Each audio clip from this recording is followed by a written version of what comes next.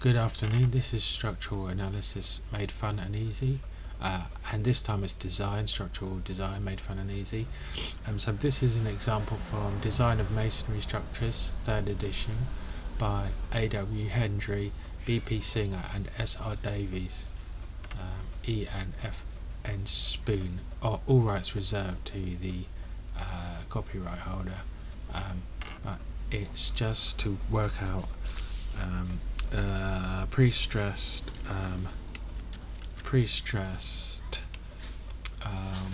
masonry wall for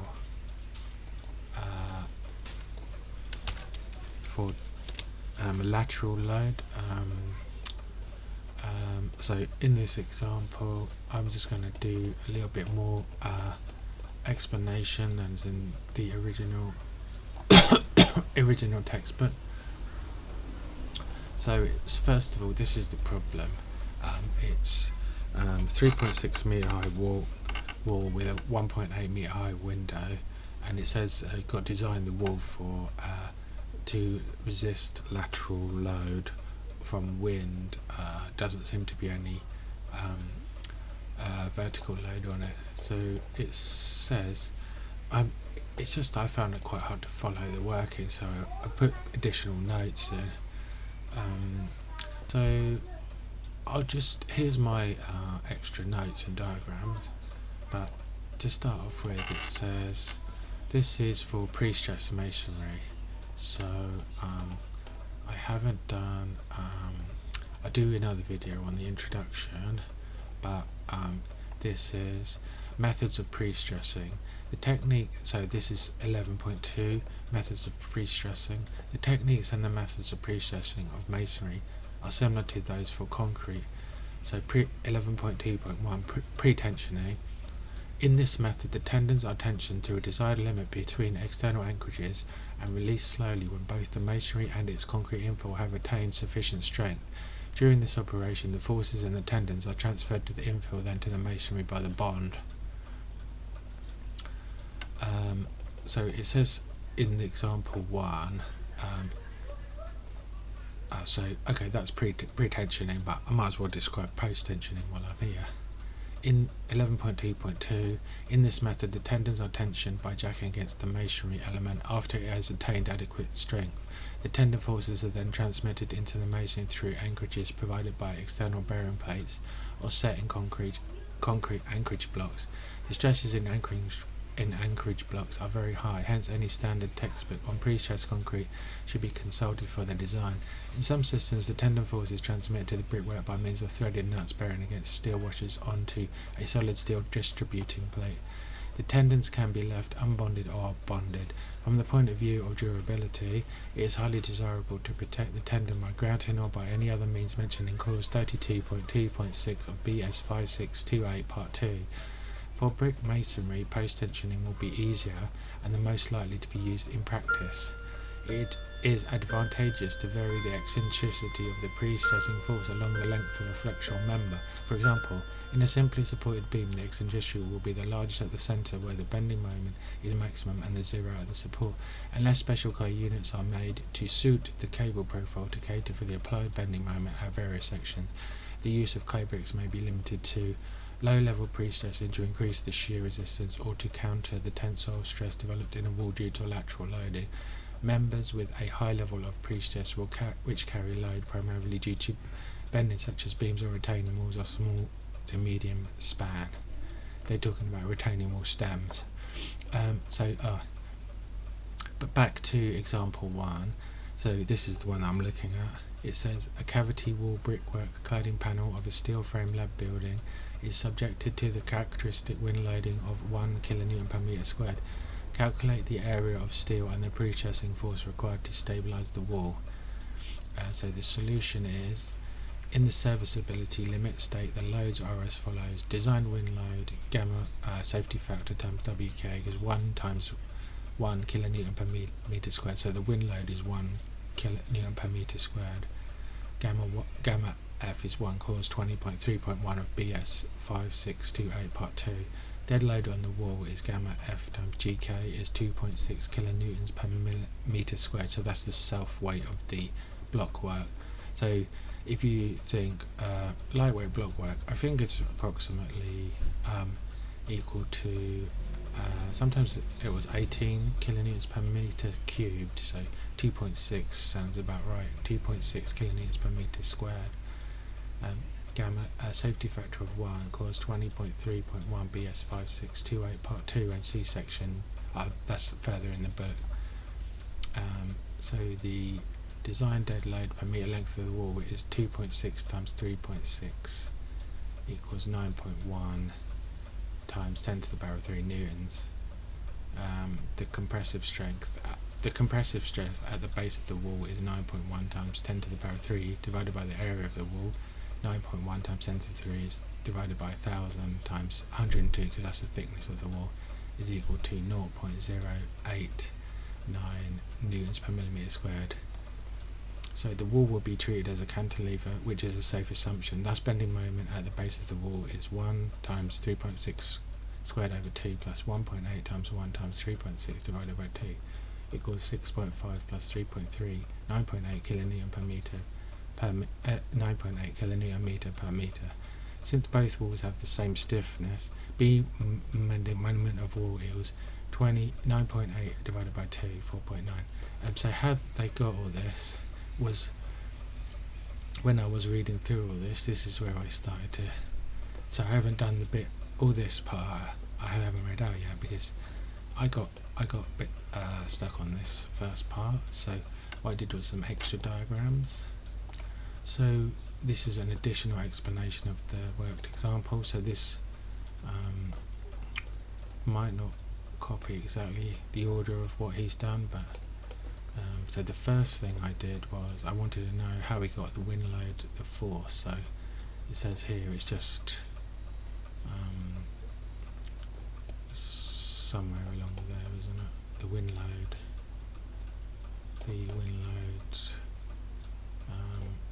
I can't find where it is on there, so I just used my diagram. Oh yeah, here we go. The wall be treated as a cantilever. Oh here, sorry, it's here. It's obvious. This is the wall. This is the wind load. 9.8 kilonewton meter per meter. So how did he get that? Assume that. So we got the wall 1 kilonewton per meter squared pressure on the wall, and then the window at the top is 1.8 meters high. So I did what I said was I didn't know exactly how it worked out, so I assumed that half the wind load from the window is supported by the ceiling and half of the wind load from the window is supported on the wall. So the F bottom of the window, so I did a little diagram here to try and show you the window. So the F top of the window is a force, and a force at the bottom, F bottom window, a large diagram of the window, which is 1.8 meters high. It says in that the wall will be treated as a cantilever. So therefore, I can ignore the force at the top of the window, and so here's a free body diagram. So we've got fixed base. This is a free at the bottom. This is a fixed. This is a diagram of the. This is a diagram of the wall. So we got F bottom window force here. That's equal to 1.8 times 1, because it's 1.8 high, times 1 kilonewton per meter squared, times a half, because half of it goes to the top and half of it goes to the bottom. And the F wall total load on the wall is the pressure times the height. The force on the wall from the wind load is the total load on the wall. Yeah, that is the pressure times the height, because it's force per area times height, which is force per linear meter. Pressure, remember, pressure is force over area. So the free body diagram of the cantilever wall with wind loaded fixed at base. So the F of the force on the wall is equal to 1 times 3.6, simple. So the moment on the wall at the base of the wall is M1 plus M2. So M1 is F of the wall, force on the wall times the lever arm of the force on the wall, plus F of the bottom of the window times the lever arm. So let's say I just did another diagram here to show what I was talking about. So the F, the bottom of the window, that's got a lever arm Z2, and the F of the wall has a lever arm with Z1. Z1, so you're going to get the total moment is M1 plus M2. M1 is F of the wall times Z1, and M2 is F bottom of the window times Z2. Both forces are perpendicular to the wall, therefore creating moments. So therefore sum of M equals F wall times lever arm 1, F bottom of window times lever arm 2. Lever arm 1 for the wall is H over 2. That's really simple because it's a rectangle, so the centre of the area is just half of the height, so it's 3.6 divided by 2 is 1.8, and the lever arm 2 for window equals H, because it's just acting at the top of the wall, times 3.6. So therefore the total bending moment at the base of the wall is 1 times 3.6, which is the force, times 3.6 over 2, which is the lever arm, plus 1.8 times 1 over 2 plus 3 times 3.6, because again that was the force, the wind pressure on the window is 1 times the height 1.8 times divided by 2, because half it goes to the top, half it goes to the bottom, times 3.6. That's the lever arm. Therefore you get M total is 6.5 plus 3.3 equals 9.8. So that's what he's got on his here, exactly what he's got. The bending moment on the wall is 9.8, so that's just extra explanation.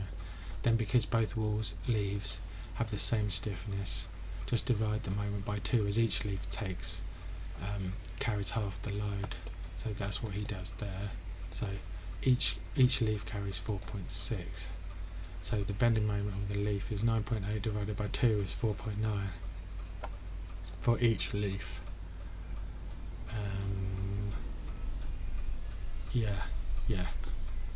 So then you do the stress in the brickwork is in each leaf.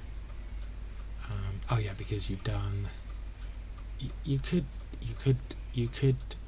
should get the same answer, a similar answer, if you take the wall as double leaf, and then you just get a slightly different calculation, but you should get the same result because you'll have 2 leaves, and the bending moment will be bigger. So the lever arm will be twice as big, but the moment's bigger, so it should work out the same.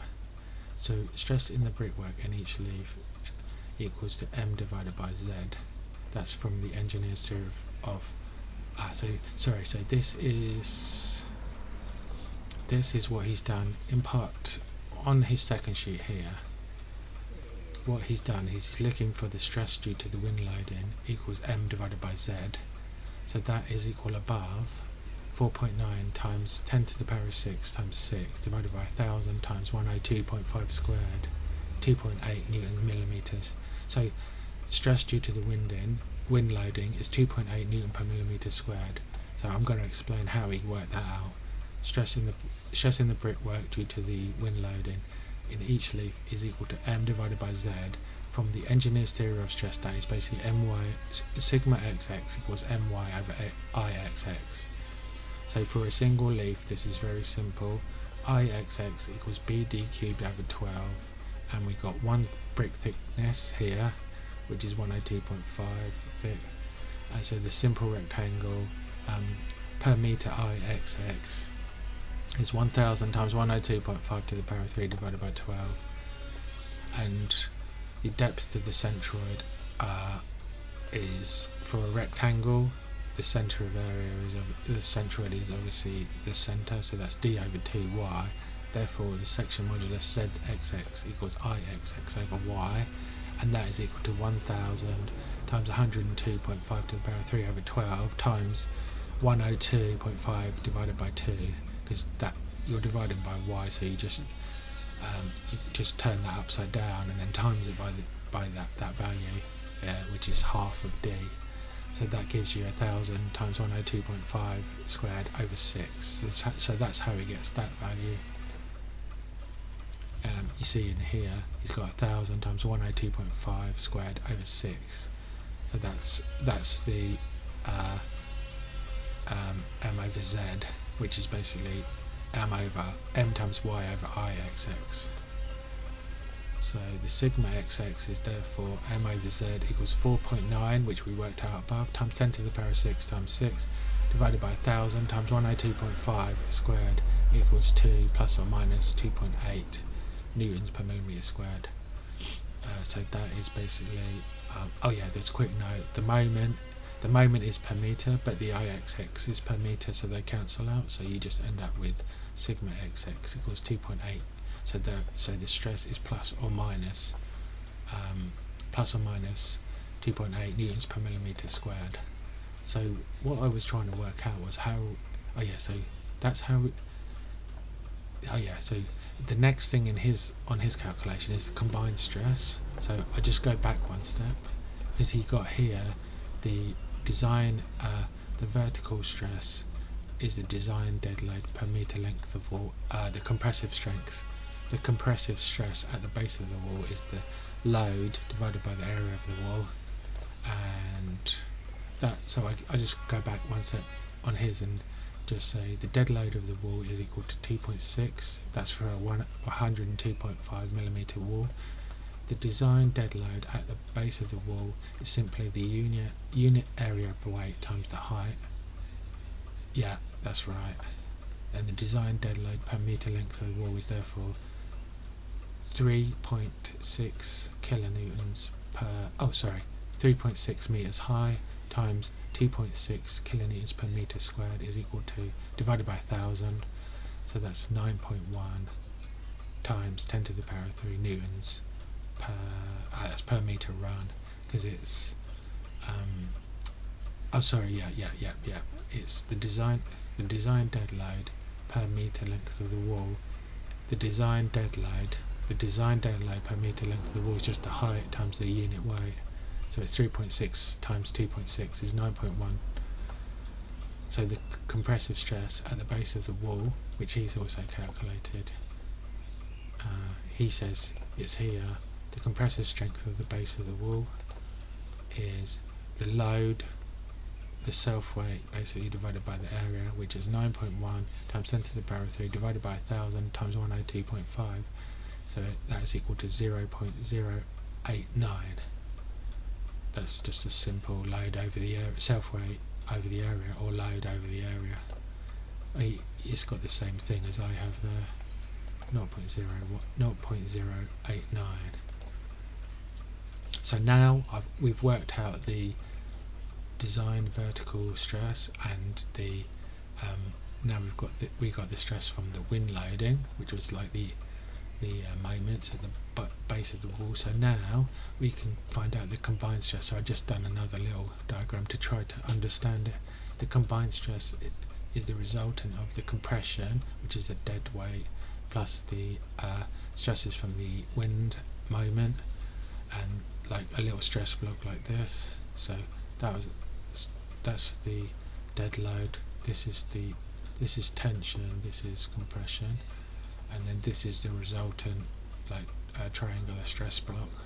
So the rectangular stress from the compression plus the two triangular part of the stress from the moment gives you another triangle, two-sided triangular stress block, but the tension side is obviously going to be smaller because it's slightly counteracted by the compression from the dead load. So the stress block diagram, the T max resultant equals minus is equal to 2.8 minus 0.089 divided by so that gives you 2.71, and the compression max is 2.8 plus 0.089 is 2.89.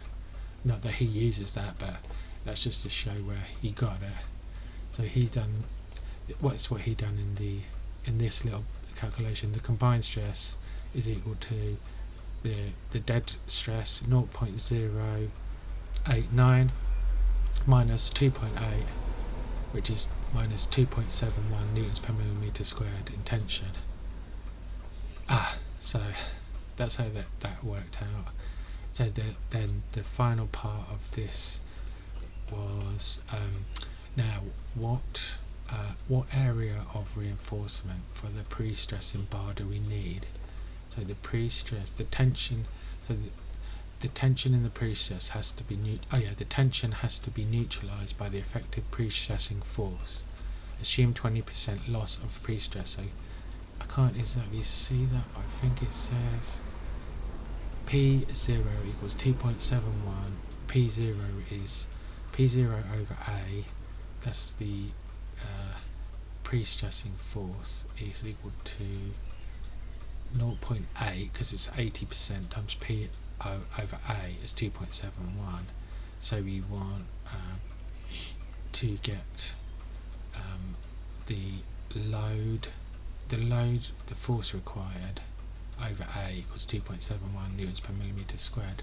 Therefore, P0 equals 2.71 times 1000 times 102.5 divided by 0.8 is 347.2 kilonewtons. Area of steel required 347.2 times 1000 divided by 0.7 times Fy. 347.2 times 10 to the power of 3 divided by 0.7 times. So Fy in this case is 1030, so that's quite a lot more than 460, but that's what he's got. So 481.5 millimeters squared. Provide one bar of 25 millimeter diameter. AS provided equals 490.6 millimeters squared. Basically, how did he? What was that all about? How did he get that? The P required is a P0 over A is 0.8 times P final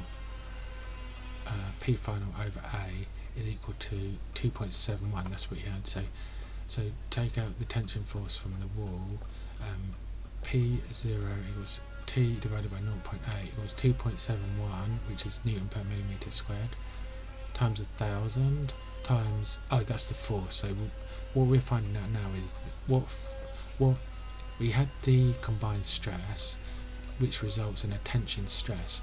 Now to counteract that, we got to have a tension force equal to the tension stress times the area. So it's just 2.71 times the meter long, which is 1000 millimeters, and times the thickness of the brick, 102.5, divided by 80%. Remember, as above, 20% loss of it should be pre-tension stress apparently. So from 1 above, 2.71 times 1000 times 102.5 divided by 0.8, that's simple 347.2 kilonewton. 347.2, that's the force per meter from the tension stress, as the previous sheet. So the area of steel required equals T, that's T 347.2 divided by allowable stress. So that's 347.2 times 1000 divided by 0.7, that's the safety factor, times FYPS. FYPS is 1030. Therefore, AS required equals 347.2 times 1000 divided by 0.7 times 1030 equals 481.5 millimeters squared. So we provide one bar of 25 millimeter diameter. AS provided equals 490.6 millimeters squared. Equals, that's it. So that's the same answer as what he got. Comments: the bar is not in the second leaf. How does it work? So it will have like a block on the top. Sorry about the diagram, it's very rough, but I was just pushed for time. So as it said in the explanation, we'll probably have a block on the top, and then the steel bar will be stretched. I could only think of it to be like an elastic band. So if you stretch it to a certain position, then tighten up the nut, and then release the bar, then the force will contract. So there'll be a compression force in the. If you put the bar in the middle of the block, then so it'll be one of these bars per meter, one of these bars per meter length, and then that will give you 2.71 of compression in both leaves. So that's how it's all worked out. So sorry it's a bit quick, this video. Might do another one to just explain it was just I couldn't understand how he worked out the forces and everything without doing extra calculation to show what was involved. But hopefully you found that useful. Any comments, please write in the comments below. Please like the video, please subscribe to the channel to let me do more videos. Thanks for watching. Hope you found this useful.